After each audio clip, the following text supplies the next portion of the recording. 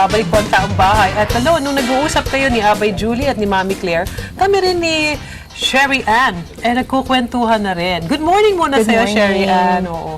I heard, meron pala siyang problema sa tonsils. Oo, kaya siguro, yun ang ating i-discuss, Doc. Oo, bakit ba yung sinasabi niya na 4 times a year? Tama? Opo. Sinusumpong siya nitong tonsillitis. Well, medyo madalas yun, no? Kung 4 times a year.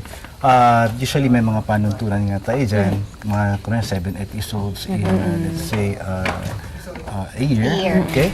Let's say, meron din minsan, mga 5 episodes in 2 consecutive years, or 3 episodes in 3 consecutive years. No? Kailangan nating tigdan kasi ito para malaman natin kung ano yung gagawin natin sa mga pasyente na meron tinatawag na tonsillitis.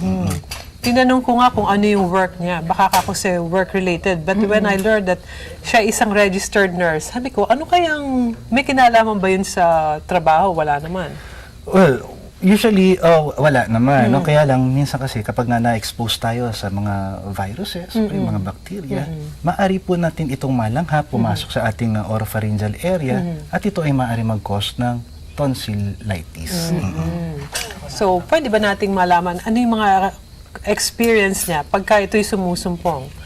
Actually, kapag nararanasan ko siya, una, masakit. Then, dahil masakit, pag kumakain ako, nahirapan po akong lumunok. Then, nakakapako po yung bukol ko dito. As bilang nurse, aware ako na tonsillitis nga siya. At yung mga kulani ko pa, surrounding the neck, na namamaga talaga siya. Then, nasusundan minsan siya ng fever.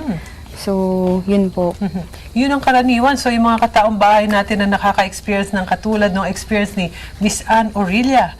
Ganon, yun na yung start noon, Doc? Opo, tama-tama. Yun po yung mga common symptoms na mararamdaman talaga ng mga pasyente na may tinatawag na tonsillitis. At the number 1 nga dyan, kung mga sinabi ni Ann, yung pananakit ng lalamunan. Ang tawag dito sa kapag mahirap lumunok, yung dysphagia, at kapag masakit lumunok, o dinophagia. No? Yung masakit kapag nagtitika ng pagkain. Okay? Even yung mga medications, kasi minsan oral medication lang to, ang hirap nilang i-take kasi masakit. Ang hirap naman nun, no? Yung pa naman yung magiging lunas, Mami Claire, tapos hindi mo magawa. Yes, oo. Tsaka syempre, minsan nilalagnat ang ating mga pasyente.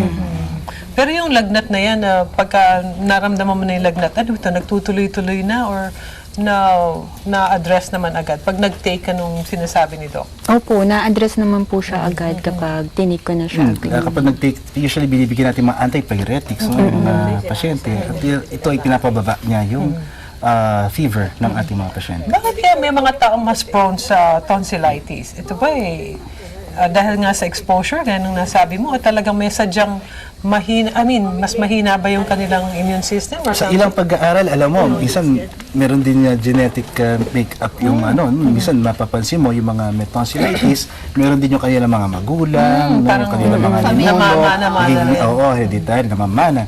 So, ito ay isa sa mga kinukuhan natin kapag tayo ay gumagawa ng history taking, no? Tsaka yung physical examination. Ayan. Yung nabanggit din na exposure kasi nabanggit kanina ni Ann, yung bang sa lamig, sa init, both. Ito ba change of weather or what? Nakaka-apekto yun? Change of weather po sa ano? Kanina na pag-usapan nga natin, ito ay walang direktang apekto, pero maaari itong mag-cause ng inflammation.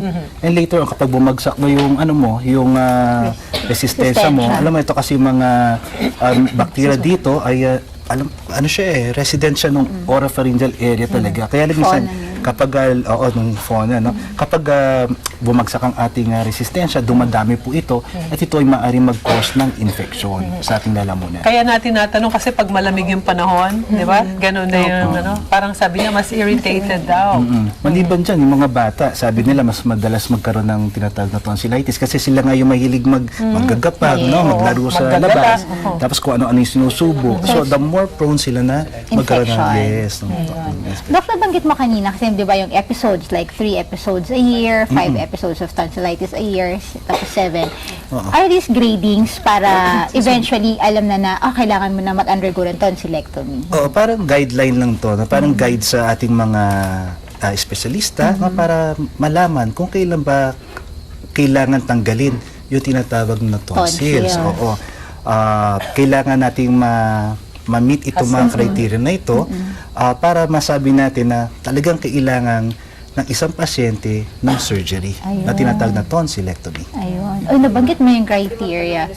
Nabanggit natin yung criteria for yung tonsillectomy, Yes. di ba? So, sa case ni Miss Anne, di ba? Kailan siya nasabihan na, you have to undergo na tonsillectomy or paano yung ginawa? Ano yung process? Usually process para Ma-assess.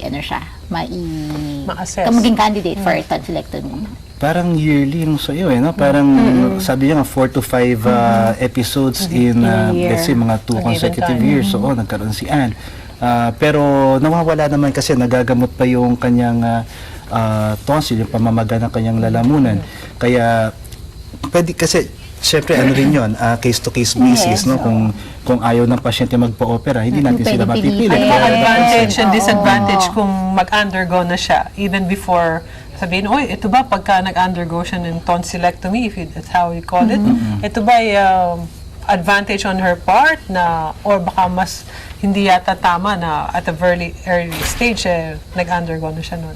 Oo, well, even mga bata nag-undergo ng tonsillectomy, lalo na kung paulit-ulit nga ito at nagko-cause ng obstructive symptoms sa kanilang lalamunan. Ganon din yung kay Anne, no? Kaya lang syempre gumagaling pa siya with medication. Yung mga patients with hindi sila gumagaling sa mga medikasyon, Yun yung sila po yung mga kandidato. Ngayon, ano advantage ito? Sabi nga ni Aba Maylin, advantage ito syempre, matatagal yung tonsil. Wala na yung obstructive tissue doon. Kapag natanggal ito, maaaring gumanda na yung paghinga niya at may iwasan na yung mga incidents ng pag-atake ng tonsillitis sa kanyang lalamunan. Kasi wala na ito. Kung si Ann ang tatanungin, no? Dahil doon sa mga na-experience mo, nandun ka na ba sa stage na parang gusto mo magpatanggal na ng tonsils?